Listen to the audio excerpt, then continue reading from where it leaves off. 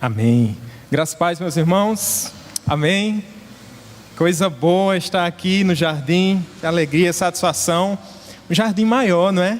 Meu Deus, quantas bênçãos o Senhor tem derramado sobre a vida do seu povo, sobre a vida da Igreja do Jardim. Para mim é sempre uma alegria estar com os irmãos. Rodrigo é fora de série, vocês sabem, né? Uma grande bênção. Nós temos essa amizade de longo tempo e para mim é um privilégio servir ao Senhor, pastorado, juntamente com o pastor Rodrigo. Fomos vizinhos, né? Tivemos a oportunidade de conviver um pouco com Letícia também, antes de Aslan, não foi, Letícia? E agora com esse pequeno Aslan aí, a gente não foi vizinho. E a gente não está tendo nem tempo de matar muita saudade nesses tempos, né? Difíceis, mas é bom poder voltar a essa casa. É bom poder voltar. E eu não venho sozinho não, viu? Trouxe uma mini caravana, minha esposa Raquel, meu pequeno filho Heitor, tem uma turma aí da igreja do Catolé que vem nos acompanhando também. Estou antecipando a liturgia, né, de saudar os visitantes. Mateus, que é da igreja do Catolé, amém, Mateus? Os fortes entenderão, né? Milena, Deus te abençoe. Privilégio de ver Robson e Cata, lá de Recife. Tem irmãos ali da igreja Batista, lá de Jardim Paulistano. Eu creio que né? Foi difícil reconhecer por baixo dessa máscara, mas percebi. Amados, vamos abrir a palavra de Deus em Lucas. Evangelho segundo escreveu Lucas, capítulo 8.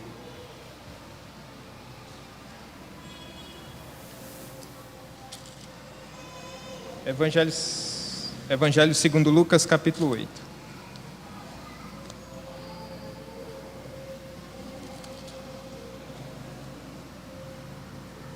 Vamos ler, meus irmãos, desde o versículo 26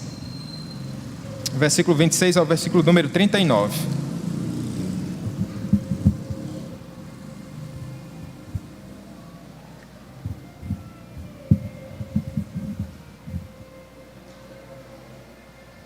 Lucas capítulo 8, versículos do 26 ao 39.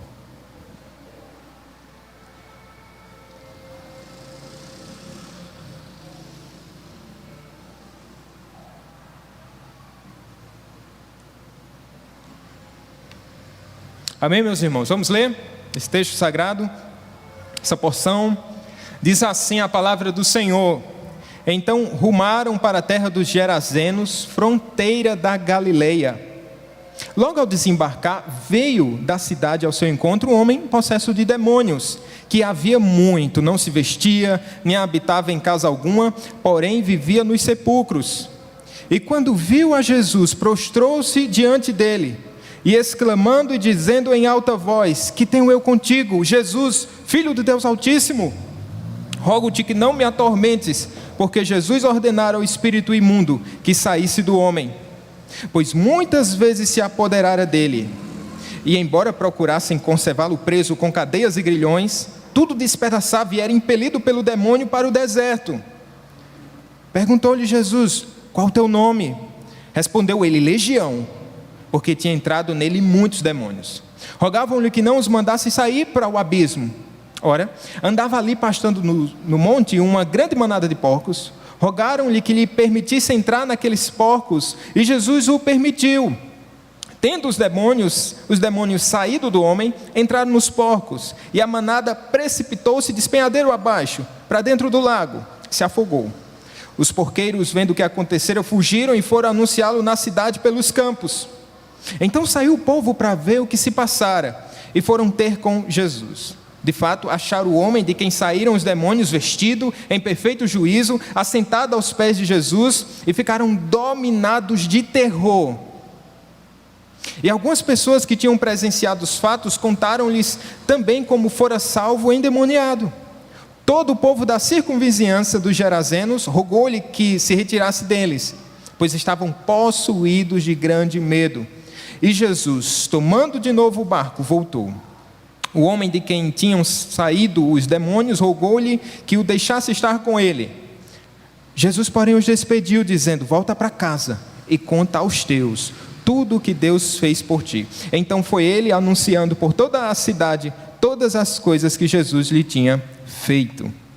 Vamos orar mais uma vez, meus irmãos. Bendito seja o teu santo nome, Pai. Obrigado pelo teu povo reunido aqui nesse tão bonito jardim. Obrigado por rever amigos e irmãos e termos a oportunidade, Senhor, diante da tua palavra, Senhor Deus, sermos edificados.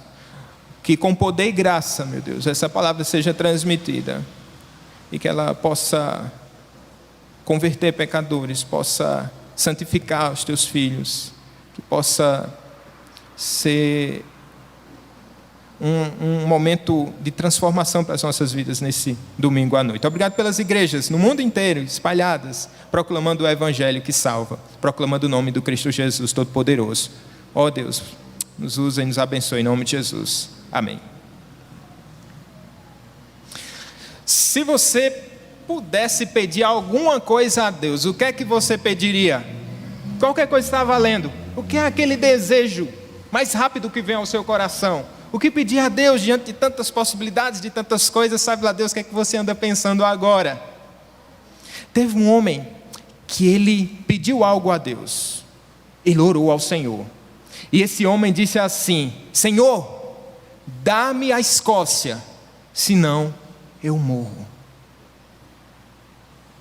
Essa foi uma oração de um dos expoentes da Reforma Protestante. O patriarca do presbiterianismo chamado John Knox, um escocês que tiveram um encontro com Cristo e aos 25 anos se tornou um ministro. E essa oração que John Knox fez exprime um desejo íntimo da sua alma de ver a Escócia, lá no século XVI, que estava entregue à idolatria, aos demandos de uma monarquia, ou de várias, melhor dizendo, e a um clero totalmente corrupto, onde uma religião ia de água abaixo. Ele está orando por uma Escócia, para que o Senhor liberte um povo, para que o Senhor liberte uma nação. E ele fala isso com propriedade e com amor. Não eram palavras jogadas soltas ao vento, como uma oração que a gente faz sem perceber, sem atentar para aquilo que nós estamos falando, sem atentarmos para aquilo que nós estamos dizendo. John Knox, ele amou o seu país, amou a sua gente e pagou um alto preço. Sim, porque o amor ele requer isso, um preço a ser pago. Certa vez ele disse: eu sinto um soluço e um gemido desejoso que Cristo Jesus seja pregado abertamente em minha terra nativa, ainda que para isso seja necessário perder minha miserável vida. E ele quase perdeu a vida mesmo. Foi preso, foi perseguido, foi exilado, passou por muitas aflições e dificuldades, mas ele tinha um propósito, por amor a Cristo, e esse amor que ele tinha pelo Senhor Jesus Cristo o fazia amar a sua gente, o fazia amar a sua terra, o fazia amar o seu povo. É assim que ele demonstra esse seu amor persistente. E ele foi, como eu falei para vocês, um expoente. Deus salva um escocês de uma família que não era muito conhecida na época, de uma família humilde, converte esse pecador e coloca nesse pecador um amor por Cristo tão grande e um amor por sua terra e pelo seu povo. Ele demonstrou esse amor dessa forma. E esse texto que nós vamos meditar, que nós acabamos de ler, fala desses efeitos do Evangelho, dessa ação do Evangelho, desse Cristo que liberta o pecador e nos dá um amor tão grande, inflama o nosso coração de amor pelo nosso povo, pela nossa gente. Vai ser simples, o que nós queremos mostrar nessa passagem é que o Senhor liberta o pecador das trevas e o devolve aos seus por misericórdia. O Senhor liberta os pecadores e depois de libertos ele faz com que esses pecadores retornem para os seus, que a partir dos seus eles vão proclamar essa libertação. Vamos ver. Esse texto, quero mostrar ele em duas partes. Na primeira parte a gente vai ver que a despeito da resistência de Satanás, o Senhor Jesus Cristo liberta. Você consegue perceber, já a partir da leitura, que nós estamos tratando de um texto que fala da expulsão de um homem que estava cheio de demônios. Como é que essa história começa? Jesus, ele está na sua missão, pregando, propagando o evangelho, e o texto vai nos mostrar que ele ruma para a terra dos Gerazenos, fronteira da Galileia.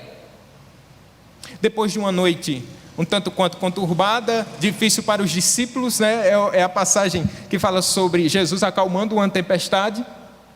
Agora ele chega finalmente na terra dos Gerazenos ou dos Gadarenos.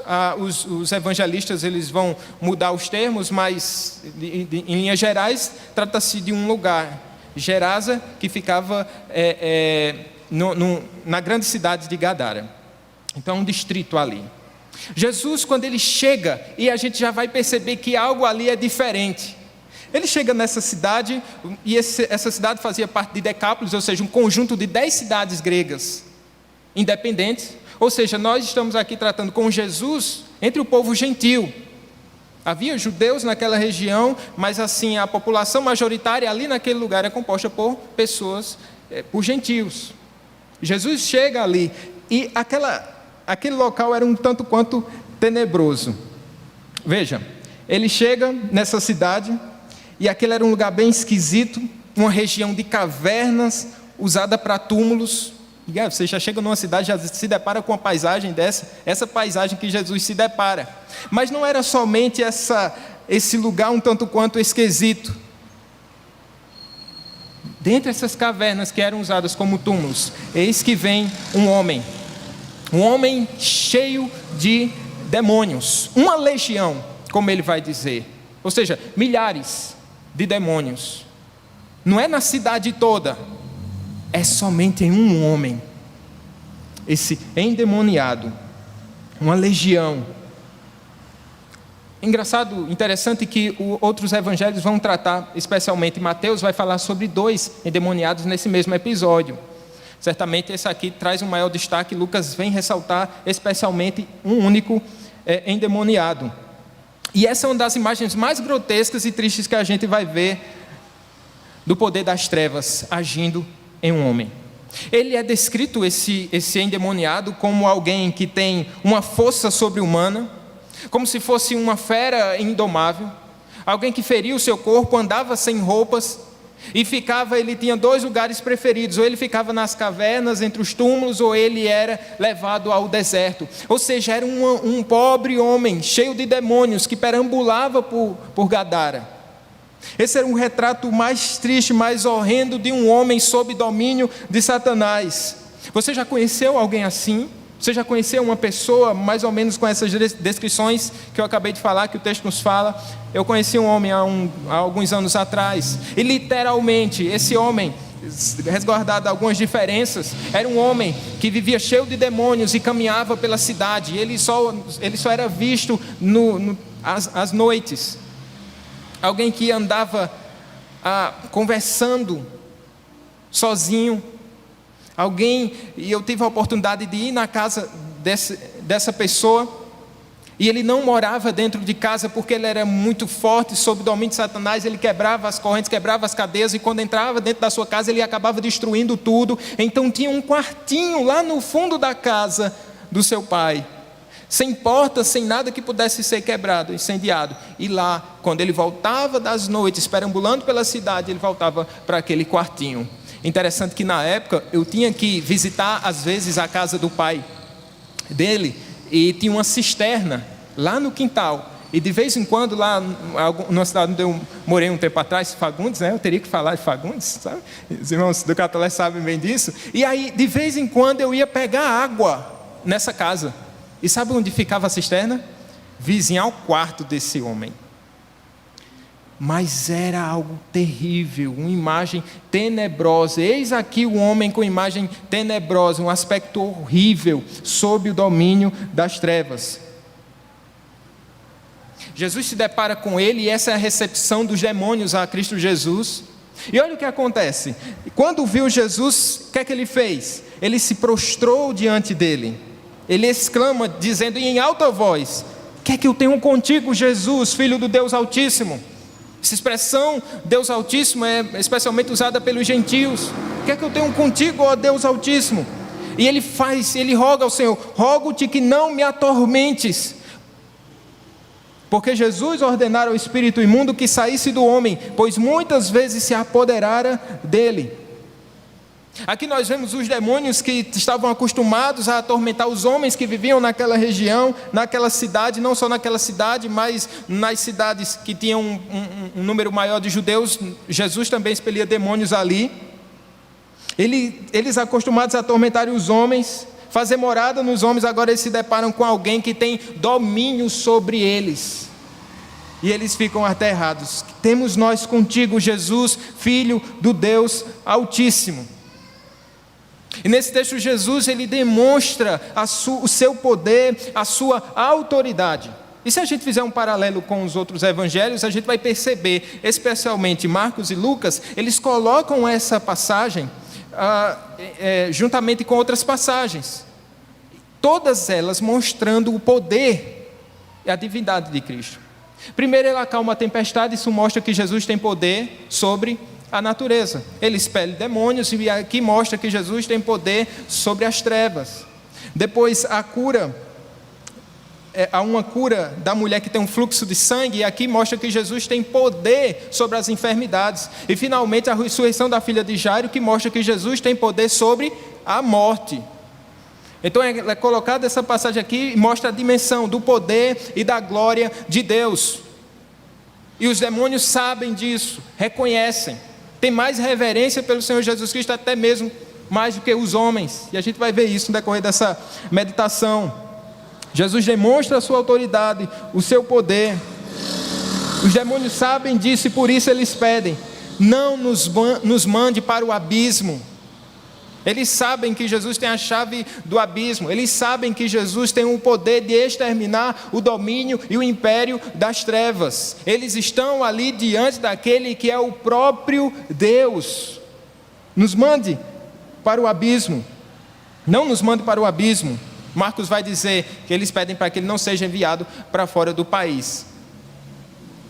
E aqui, essa passagem nos mostra de maneira clara que Jesus vem inaugurar um reino, e é chegado o reino de Deus. Todo poderio de Satanás, agora, ao se deparar com o poder e a presença do Senhor Jesus Cristo, o Rei da Glória, o Todo-Poderoso, Satanás agora tem que se prostrar, tem que rogar ao próprio Jesus para poder de alguma forma fazer alguma hora extra para continuar aterrorizando alguns homens, não com o mesmo poder. Jesus vem e ele amarra o valente. Jesus vem e amarra Satanás, e agora ele tem o seu poder bastante limitado. Há um poder das trevas, ainda há, mas diante do poder de Jesus Cristo, até Satanás tem que se prostrar. Já que estamos falando num tempo de reforma, o reformador Lutero disse que o diabo é o cachorrinho de Deus, é o cãozinho de Deus, e de fato é. O Senhor Jesus, Ele é o Deus Todo-Poderoso, que tem poder para libertar os pecadores. Isso fica muito claro aqui nessa passagem. A derrocada de Satanás. E eles fazem um pedido. Vocês vão perceber que nessa passagem há muitos pedidos de oração. Todo tempo a gente vai ter alguém clamando a Jesus Cristo. E os demônios fazem um rogo. E eles assim: nos mande para os porcos. Não nos mande para o abismo, nos mande para os porcos. E ali o texto vai dizer que havia uma manada de porcos, certamente por ser uma localidade onde tinha uma preponderância, onde tinha muitos gentios. Ali, certamente, o porco, por ser um animal tido pelos judeus como imundo, eles não eram criados num território onde tinha uma maioria de judeus. E ali, os demônios veem isso e fazem esse pedido. Pastava ali no monte uma grande manada de porcos. E aí, o Senhor Jesus, Ele concede esse pedido dos demônios. E o que é que acontece? Aqueles demônios, legião, saem do endemoniado e eles são lançados contra os porcos. E o que é que acontece aqui? Os porcos, quando recebem esses espíritos maus, esses demônios, eles são precipitados, eles se precipitam e morrem. É isso que acontece. Vendo toda aquela confusão, todo aquele embaraço causado, os porqueiros ficaram assustados, atemorizados com o poder de Jesus Cristo. Se a gente olhar a passagem onde a gente vai ver Jesus acalmando uma tempestade, os discípulos ficaram atemorizados com o poder de Deus. Os demônios tremem diante do poder de Deus. Mas agora, o povo de Gerasa, ao saber, os porqueiros vão anunciando por toda aquela região, e acabam eles voltando para ver o que tinha acontecido. Certamente eles se deparam com toda aquela cena, a cidade em alvoroço, a cidade totalmente assustada. E a resposta do povo para esse episódio não é nada positiva. O que eles vão dizer no verso 37, observe, vai dizer que eles ficaram apavorados, dominados de terror. 37 vai dizer que eles estão possuídos de grande medo. E eles vão fazer um pedido ao Senhor Jesus. Eles vão rogar. E o pedido deles é: Senhor, saia daqui. Eles rogam que Jesus se retirasse daquele lugar. Veja, muitas vezes os homens sem Deus usam a mesma cartilha dos demônios. Se os demônios disseram: viestes nos atormentar, os homens sem Deus, essa passagem também de Gerasa, vão dizer: Senhor, o Senhor veio nos atormentar. Estava tudo em paz. Perceba, estava tudo em paz, mas Satanás estava reinando silenciosamente naquele lugar. Mas para eles, quando Jesus Cristo chegou ali, Ele trouxe essa tormenta. Estava tudo tranquilo, eles estavam vivendo tranquilamente, passivamente. E Jesus causa todo esse embaraço, toda essa confusão. Ele não é bem-vindo ali. E você percebe que este mundo, de certa calmaria, de certa paz, eles se opõem ao Senhor Jesus Cristo. Eles não querem ser atormentados, porque onde o Senhor Jesus Cristo chegou, onde o Evangelho chega, esse Evangelho vem nos atormentar, mostrando ali, de certa forma, o nosso pecado, a nossa dependência de Cristo, e mostrando que nós precisamos de um libertador. Essa passagem nos mostra. Eles se sentiam mais confortáveis com a presença dos demônios do que com a presença de Cristo entre eles. Saia daqui, Jesus. Saia daqui. Esse é o pedido deles. Mas sabe, meus irmãos, que mesmo com esse homem atormentado e perambulando para aquela cidade, esse texto acaba nos mostrando que todo homem está aprisionado às correntes do diabo. Sim, o endemoniado ele usava correntes e quebrava tudo. Mas o diabo mantém esse mundo preso com algemas invisíveis. Um mundo totalmente dominado pelo príncipe das trevas. Assim o mundo também está sob domínio de Satanás. Até que Cristo os liberte. Até que Cristo os liberte. E nós podemos ver, Cristo é o único que pode libertar do poder das trevas. E é isso que Ele faz aqui. Como? Ele salva o endemoniado.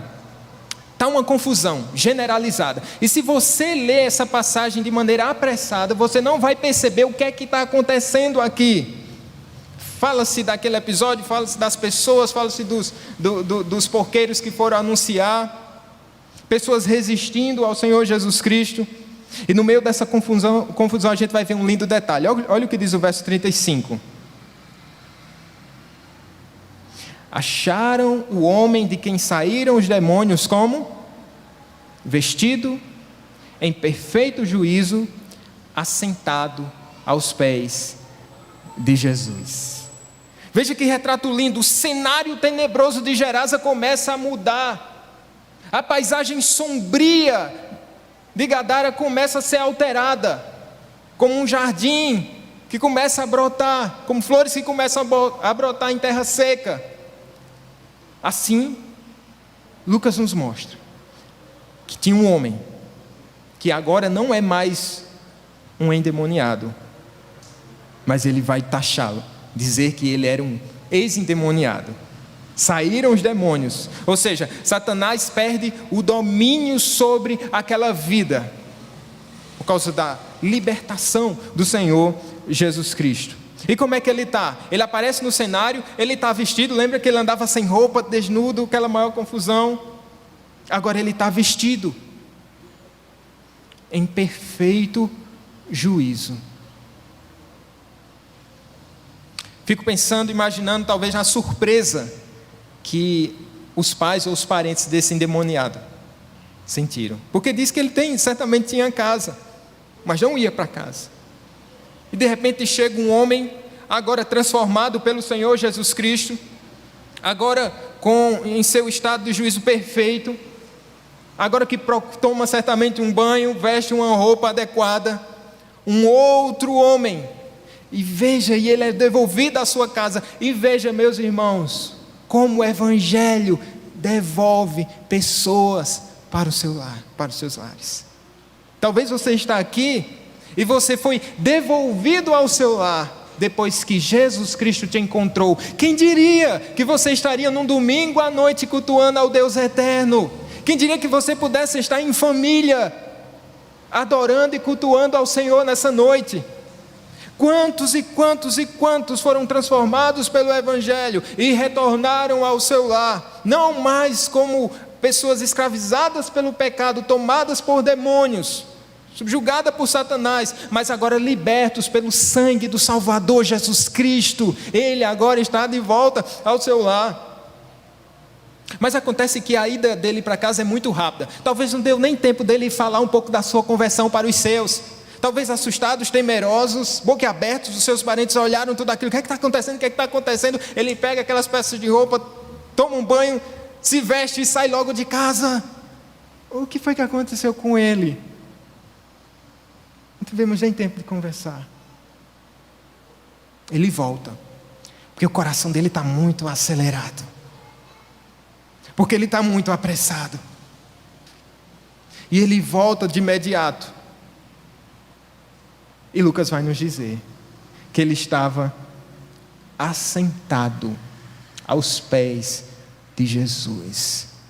Louvado seja Deus, que homens que estavam assentados sendo massacrados pelo império das trevas, sob domínio do diabo, são libertos agora, e agora se sentam aos pés do Senhor Jesus Cristo. Talvez nem aqui o meu lugar, aos pés do meu Salvador, aos pés do meu Senhor. É aqui onde eu quero estar. Não é esse o desejo, meus irmãos? Não é isso que o Espírito de Deus faz quando nos transforma o coração? Jesus Cristo não passa a ser a pessoa mais importante da nossa vida, a nossa melhor companhia, o ar que nós respiramos, o caminho pelo qual nós passamos como a palavra viva. Eis aqui um homem totalmente transformado pelo Evangelho do Salvador. Ele está assentado aos pés do seu Senhor. E coisa maravilhosa. E esse homem vem representar não somente um homem de Gerasa que foi transformado de uma cidade de gentios, de Decápolis, e que assim não tinha muita gente que tinha um conhecimento da religião judaica. Ele não é só um retrato de uma cidade. Ele é um retrato de um homem que estava sob domínio das trevas e agora é transformado pelo seu Salvador. Não é isso que Colossenses diz? Que ele nos tirou do império das trevas e nos transportou para o reino do Filho do seu amor. E não pense que foi algo assim romântico. Foi um ato poderoso de Deus, nos desarraigando deste mundo que nós estávamos atolados, nós estávamos presos. Talvez como a família de Ló, lá em Sodoma, que eles estavam ali demorando a sair, a cidade ia ser destruída, e os anjos, olha, o relógio de Deus está contando, essa cidade vai ser destruída, tudo vai ser arruinado, e eles demoram, e os anjos vão lá e arrastam literalmente aqueles homens. Ló e a sua família, eles são retirados daquele lugar, exceto a sua esposa que olhou para trás. É assim, Jesus Cristo vem e nós estávamos tomados por Satanás, ele se contava como vitorioso, a vitória dele já era comemorada, mas eis que o Filho de Deus veio ao nosso encontro e nos libertou com tão grande salvação. Pode ser um demônio, 1000 demônios, 10.000 demônios, mas eles não resistem ao poder do Senhor Jesus Cristo, porque Ele tem poder sobre todas as coisas, e Ele é o Senhor que liberta o encarcerado, que traz liberdade ao cativo, que traz libertação àquele que está aprisionado. Eu não sei quais são as correntes que te prendem nessa noite, eu não sei se é o seu passado, eu não sei se são os seus relacionamentos, eu não sei se é a sua família, um vício, um pecado que você carrega, uma culpa, mas uma coisa eu sei, que Jesus Cristo é poderoso para libertar você nessa noite, nessa hora. Esse é o Senhor Jesus Cristo, que a despeito de toda a resistência do diabo, não querendo perder o jogo, não querendo nos entregar, esse é o Senhor Jesus Cristo que salva, esse é o Senhor Jesus Cristo que liberta. Eis aqui uma libertação na terra da escuridão. É lindo quando Mateus capítulo 4, versos 15 e 16 vai nos mostrar essa ação do Filho de Deus na Galileia dos gentios.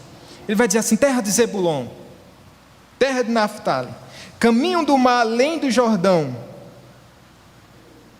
Galileia dos gentios. E ele vai dizer, rememorando o profeta Isaías: o povo que jazia em trevas viu grande luz, e aos que viviam na região e sombra da morte resplandeceu-lhes a luz. Eis que a luz resplandece sobre um ex-filho das trevas em Gerasa. Meus irmãos, essa passagem deve fazer que a gente se prostre diante do Deus vivo em gratidão pela grande salvação que Ele nos concedeu quando nós estávamos mortos em nossos delitos e pecados. Quando estávamos no nosso mundinho, pensando que era um paraíso, mas era um lugar onde os demônios habitavam, onde Satanás reinava. Era assim o nosso coração, era assim a nossa vida. E Jesus Cristo veio com tão grande amor e nos libertou. O reinado de Satanás chega ao fim aqui. E a partir de agora começa uma nova história. E não somente para esse homem, mas para o lugar onde ele mora também. Nós vamos para um segundo ponto agora. Nós vimos que Jesus, ele nos liberta do império das trevas. E uma vez libertos, ele nos manda de volta para o nosso lar, por misericórdia. É isso que nós vamos ver nessa segunda parte. O homem convertido, bem vestido agora, todo mundo assustado com ele. Ele está aos pés de Jesus e ali estava tão bom. Ah, como é bom. Ah, como é bom estar aos pés de Jesus nessa noite de adoração, não é, meus irmãos? Ah, como é bom estar aos pés de Jesus. Só que Jesus se levanta. Verso 18. Jesus atende ao pedido dos gerazenos. Ele atende em parte, vocês vão ver. Os gerazenos dizem: nós não queremos você aqui. Você não é bem-vindo entre nós. É melhor Satanás como vizinho do que Jesus Cristo. Tudo bem. Jesus se levanta e o verso 18 vai dizer que Jesus entra no barco. E quando ele entra no barco, sabe, o ex-endemoniado sai do seu lugar de conforto, diz: o que é que está acontecendo? Quando Jesus entra no barco, ele faz uma súplica. Sabe esse texto que fala tantas súplicas? No primeiro os demônios pediram, de certa forma Jesus Cristo concedeu, os demônios foram para os porcos. Depois o povo pede para que Jesus se retire e parece que ele está atendendo, porque ele se levanta e vai para o barco. Aí há uma terceira súplica. Suplicava-lhe o que for endemoniado. Não é um pedido assim: ei, deixa eu ir contigo. Era assim: Senhor, eu não sei viver sem ti. Eu quero estar com o Senhor. Aonde fores eu irei. O Senhor me libertou das algemas de Satanás e me laçou com os laços de amor. Agora tu és meu e eu sou teu. Eu quero ir contigo. E de fato esse deve ser o desejo do nosso coração.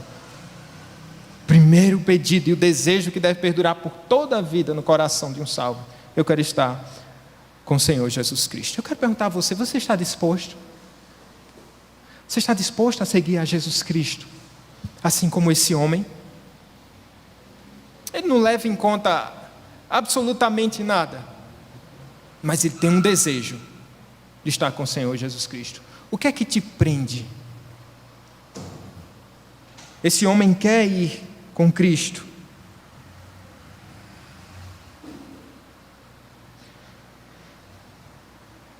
O Evangelho nos mostra que, se alguém quer vir após mim, vocês sabem, o que é que diz o texto?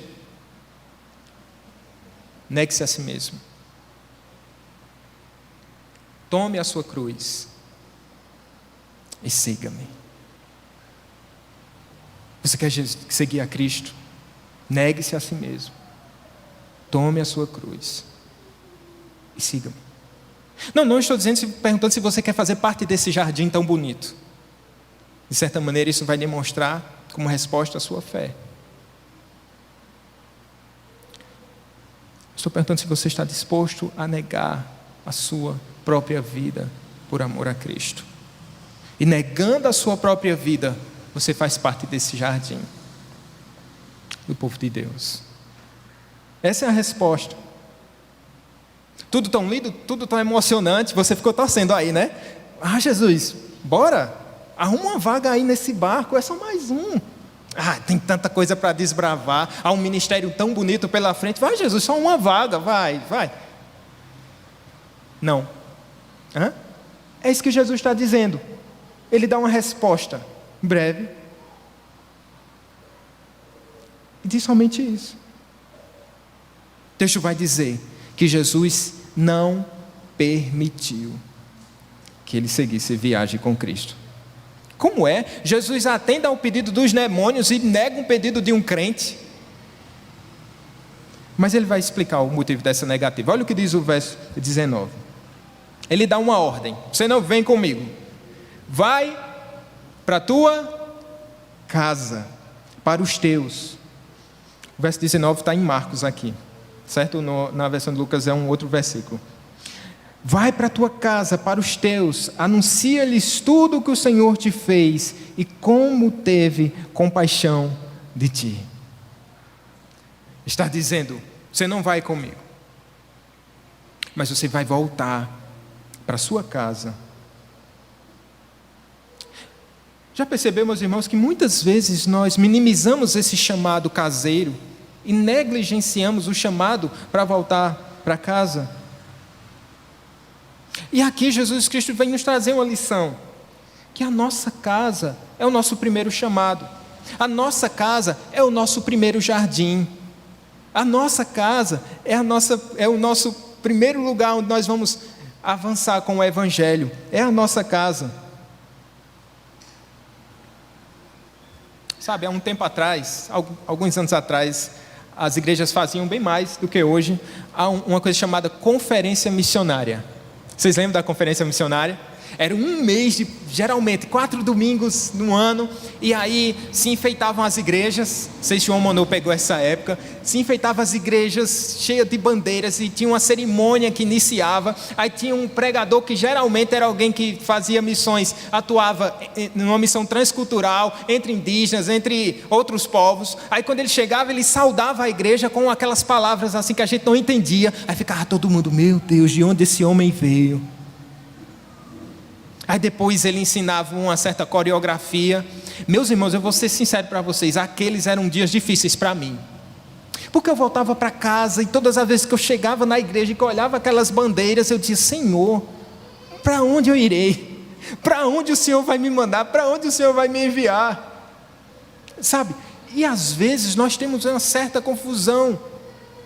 É um pouco embaraçoso isso. Sabe, irmãos, o Senhor Jesus Cristo, como nós lemos aqui no Salmo, o pastor Rodrigo, de fato Ele quer alcançar as nações, mas não negligenciando a nossa casa, pelo contrário, a partir da nossa casa.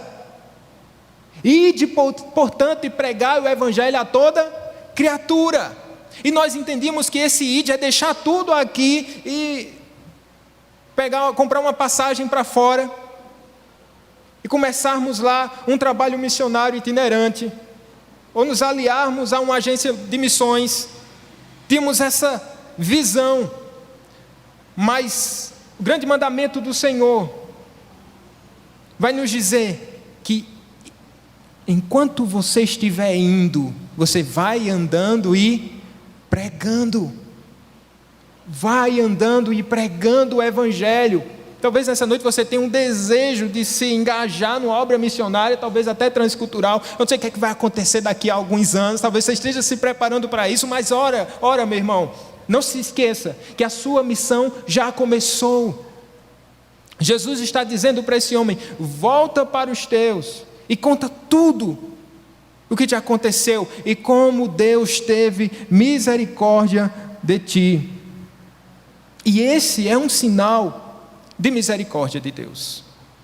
Como o Senhor Jesus Cristo é misericordioso. Veja bem, porque Ele mesmo havia dito: olha, se você for numa região, Ele diz aos discípulos, se você não for bem aceito ali, você pode pisar naquele chão, não leve nem a poeira daquele lugar, e parta, saia dali. Mas aqui o Senhor Jesus Cristo, mesmo sendo enviado, tirado dali, as pessoas dizendo: nós não te queremos aqui, pedindo para que ele se retirasse. O Senhor, Ele não atende essa oração. A princípio a gente vê que ele se levantou e foi para o barco, mas ele deixou em Gerasa um salvo. Meus irmãos, um salvo é a demonstração da misericórdia de Deus.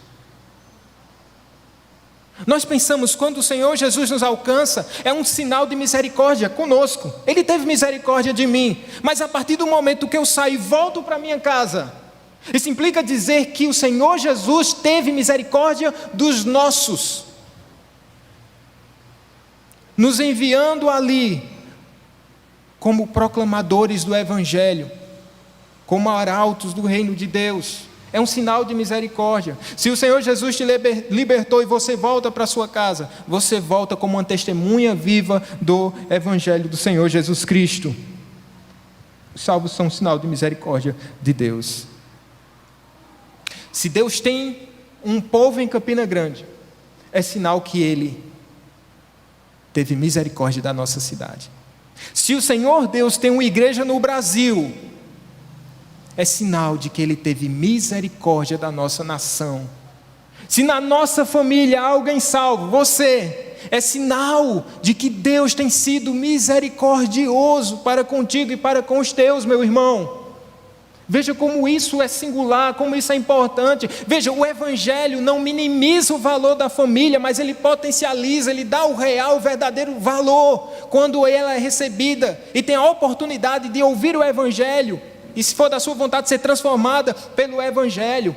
Há uma palavra aqui para você, que supervaloriza talvez os trabalhos eclesiásticos. Isso para um pastor é ótimo.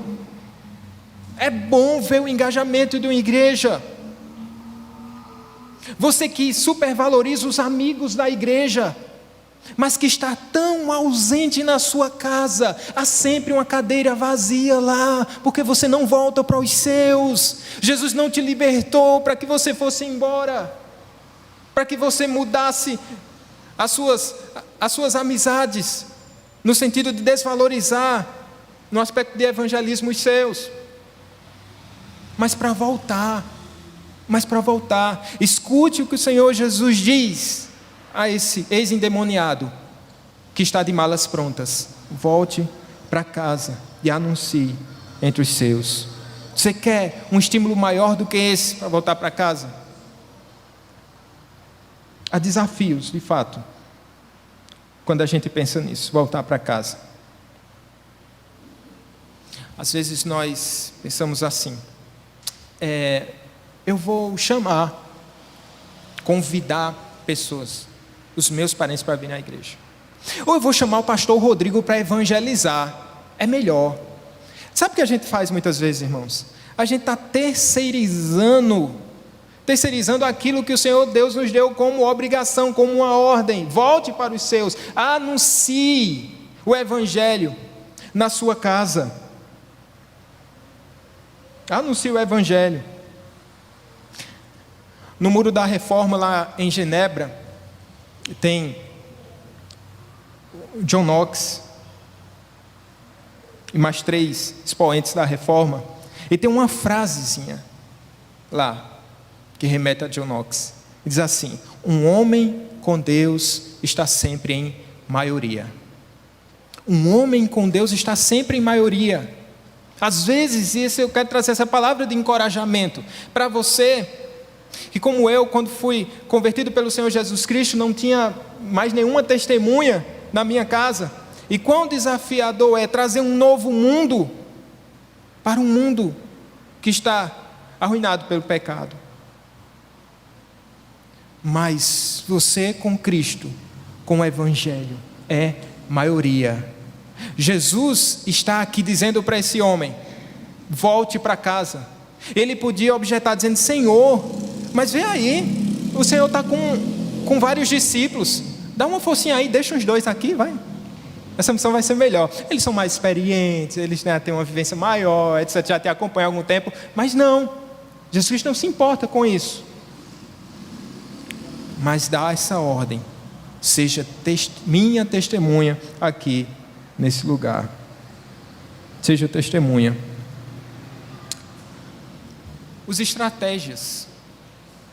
São várias estratégias para poder voltar para casa, proclamando o Evangelho. Um irmão nosso em Cristo, nos contou há algum tempo atrás, que ele sentiu o desejo no coração, ouviu o Senhor dizer isso para ele: volte para casa, volte para evangelizar os seus.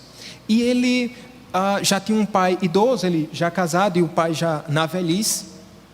Ele resolveu se encontrar uma vez por semana com seu velho pai. E nesses encontros eles iam tomar um cafezinho. Sentava à mesa e ele escutava o pai muito tempo. O pai falava muito, ele dizia, e ele pregava o Evangelho nas entrelinhas, pacientemente, graciosamente, amorosamente. Ele fazia isso. Esse senhor faleceu há um tempo atrás, mas esse irmão em Cristo disse que teve a alegria de ver o seu pai nessas conversas simples do meio de semana, num café casual. Escutou do seu pai a declaração de que Jesus Cristo era o seu Senhor, era o seu Salvador. Eu digo para você, meu irmão, volte para a sua casa e anuncie entre os seus. Eu sei que deve ser chato participar do WhatsApp da família, onde dá tantos bons dias, ou às vezes há uma confusão por causa de política. Eu sei que às vezes você não tem muita paciência de ficar escutando as mesmas piadas do seu tio. Meu irmão, você faz muita falta. Você faz muita falta entre os seus. O Senhor Jesus te libertou para que você voltasse, para que você volte aos seus e agora fale de tudo aquilo que o Senhor Jesus Cristo fez por você. Eu sei que há muitos desafios. Pregar em casa é um grande desafio, porque você prega o tempo todo sem falar quase nada, com suas atitudes. E há um alerta para nós, com o nosso testemunho na nossa casa. Volte para casa e veja o Evangelho que você tem pregado, essa fé que você tem semeado entre os seus. Será que os seus filhos veem alguma inconsistência naquilo que você fala com aquilo que você vive? Será?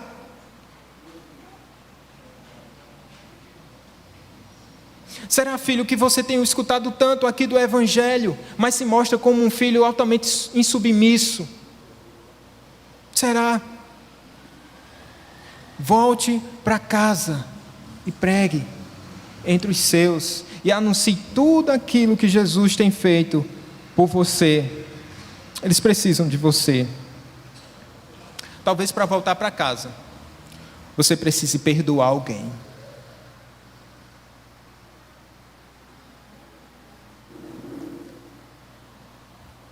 Talvez o rancor, a mágoa, a tristeza por alguma desavença acabou trancando as portas da sua casa e você não pode entrar, porque entre você e sua família há uma grande mágoa. Você precisa perdoar. Destranque as portas da sua casa, perdoe e volte com a mensagem daquele que teve misericórdia de ti e te perdoou, e agora você está pronto para perdoar. Mas talvez você precise pedir perdão por alguma coisa que você fez. Você fechou as portas do Evangelho na sua casa por algum tropeço seu, por alguma coisa que você provocou, por alguma desavença, por alguma ferida aberta, e as portas do Evangelho estão cerradas, o Evangelho não entra ali. Mas eu quero te encorajar, meu irmão, se é para perdoar, perdoe. Se é para pedir perdão, volte humildemente, se arraste, peça perdão, pelo nome, pela glória do Senhor Jesus Cristo. Há um campo tão lindo entre os nossos. Quem sabe, nos próximos domingos, a gente tem tido a oportunidade, hoje está muito cheia a igreja, né, Rodrigo? Graças a Deus. Mas a gente consegue ver as famílias unidas, os blocos. Quem sabe, do seu lado aí, nos próximos domingos, terá uma cadeira a mais.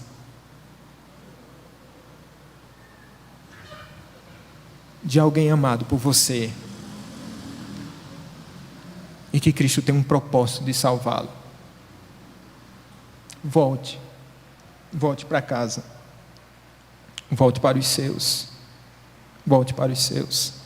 E com a mensagem tão simples, ele vai encerrar dizendo que aquele homem foi anunciando por toda a cidade todas as coisas que Jesus lhe tinha feito. É lindo. É lindo porque a gente percebe que esse ex-endemoniado de fato voltou para casa, mas enquanto ele voltava, ele anunciava. Falou entre os seus, mas não esqueceu do mundo. E aí é o outro oposto. A gente se lembra dos nossos, mas a gente não lembra que há um campo missionário tão grande para nós anunciarmos o Evangelho do Senhor Jesus Cristo. Ou seja, nunca vai faltar oportunidade, nunca vai faltar pecador para você pregar, nunca vai faltar o Evangelho no seu coração para você anunciar. Saia daqui e enquanto você vai indo para casa, você vai anunciando sobre a morte do Cordeiro de Deus e sobre a vitória do leão da tribo de Judá, que foi morto, mas ressuscitou, meus irmãos, para nos resgatar. Eu pergunto a você, se você pudesse pedir alguma coisa a Deus nessa noite, o que você pediria? Se você pudesse pedir alguma coisa a esse Deus misericordioso nessa noite, esse Deus pronto a salvar, o que é que você pediria? Uma vez, o Pai eterno disse ao filho: pede-me, filho, pede-me, e eu te darei as nações por herança, e as extremidades da terra por tua possessão. O filho disse: Pai, me dá as nações. O pai disse: vou te dar. Mas há um grande e alto preço a ser pago, um preço de sangue. E o Filho de Deus diz: Pai, me dá as nações, e eu pagarei o preço por cada pecador eleito. Jesus Cristo vem e morre e paga um preço muito mais alto do que John Knox pagou na Escócia, do que você poderá pagar ou tem pago na sua família. Um preço tão grande, tão alto, que só o Filho de Deus poderia pagar. Pede-me e eu te darei. Jesus Cristo diz: eu quero. E Ele paga o preço para nos transportar do império das trevas, para nos levar para o reino do Filho do seu amor. Se você pudesse pedir algo a Deus essa noite, o que você pediria?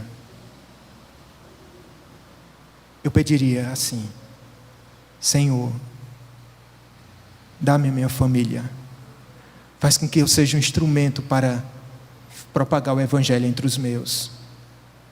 Eu diria: Senhor, dá-nos Campina Grande, para que Cristo reine entre nós.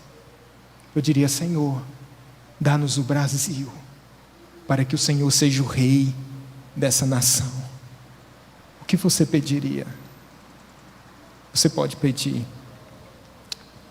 Peça e volte pregando o Evangelho do Senhor Jesus Cristo. Ele é poderoso para salvar pecadores. Nem eu, nem você. Vamos orar?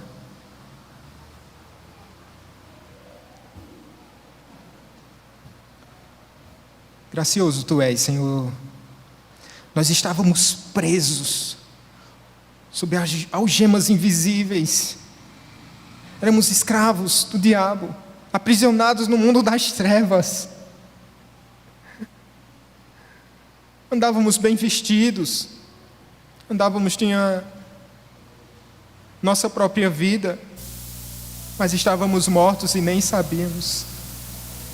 Até que Cristo atravessa a fronteira entre os céus e a terra, porque o Senhor requeriu, porque o Senhor pediu a nossas vidas. A minha vida estava nos Teus planos, a vida de cada salvo nessa noite estava nos Teus planos.